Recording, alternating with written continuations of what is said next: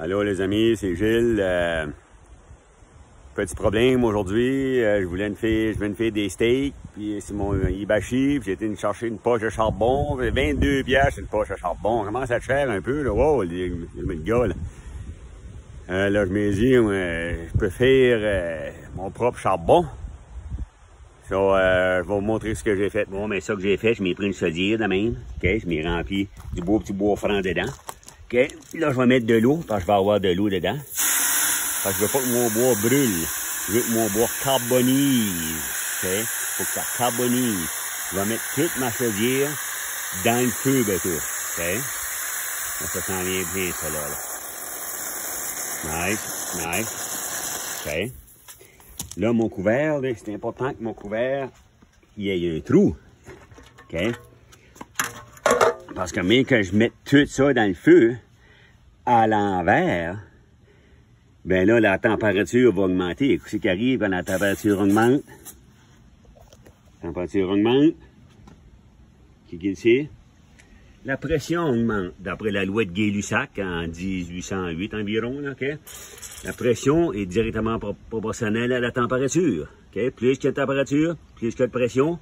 S'il n'y a pas de place pour échapper du volume, ben, écoute, faut penser un peu, là, OK? Faut pas se faire mal, là. Faut penser aux lois des gaz qu'on a appris dans nos classes de chimie, OK?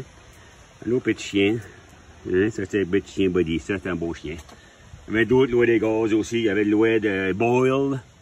Lui, il est en 1660, à peu près 1662. P1V1 est égal P2V2.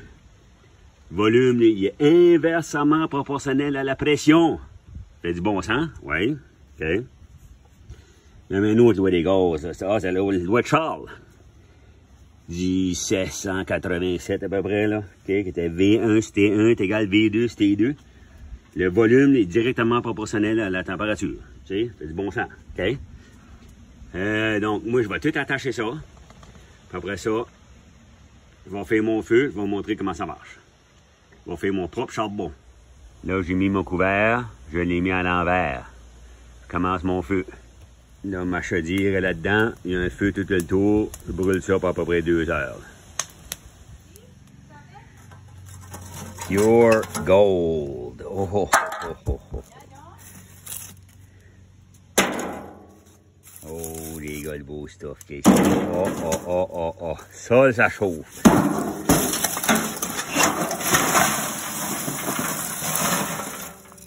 Check le beau charbon qui est ici. Oh, oh, oh. Ça chauffe. J'en ai à peu près 30 piastres ici, là, de beau charbon. I love it. Ça chauffe bien plus fort. Ça chauffe à 1000 degrés, ça, ici. Ça dure bien plus longtemps que le charbon. I love it.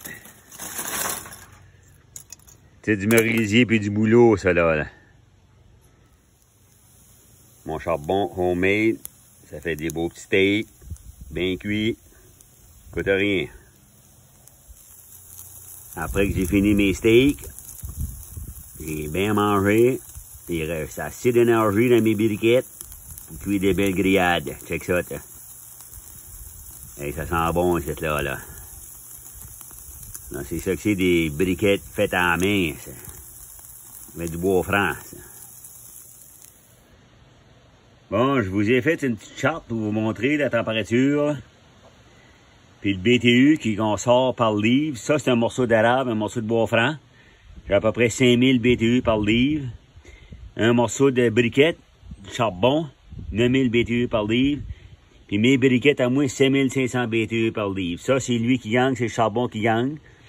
Comme c'est là, OK? Mais regardons la température, mes briquettes, j'ai fait mes recherches, mais ma température, ça varie de 1200 Fahrenheit à 1400 Fahrenheit. Comparé à la température du charbon, oui, tu as plus de BTU par livre, donc ça va durer plus longtemps. Mais je peux aller de 700 à 900 degrés Fahrenheit, OK? Comparé au bois franc, là, j'ai 5000 BTU par livre. Mais que j'ai mes choix rendus à 390 à 500 degrés Fahrenheit, là. C'est le maximum de chaleur que je vais pouvoir avoir, ça, là. OK? Parce que là, ça, il y a 0 humidité. Ça, il y a, je sais pas, 10% d'humidité maximum. Ça, il y a à peu près 25% d'humidité. Donc, ça prend de l'énergie pour chasser l'eau là-dedans. C'est pour ça que je peux pas me rendre plus que 500 Fahrenheit, OK? L'avantage de mes briquettes naturelles, ça s'allume facilement. Puis, ça, c'est une couple de désavantages que j'ai trouvé. Si c'est fait avec des produits chimiques, c'est difficile à allumer, OK? Les miennes, si je prends ça, ici, là, les mes petits morceaux-là, là, si je l'allume, là, ils vendent pas mal, là. Là, ils vendent trop, là.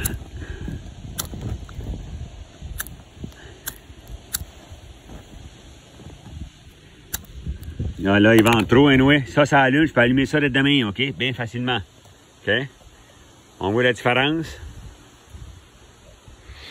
Vous avez bien l'information, ça, là. Ciao. Take care. Asseyez-en une bêche de briquette. Prenez-vous juste du bois franc comme ça. Fendez-vous 100 petits morceaux. Faisez-vous un feu autour de ça, une coupelle d'heure.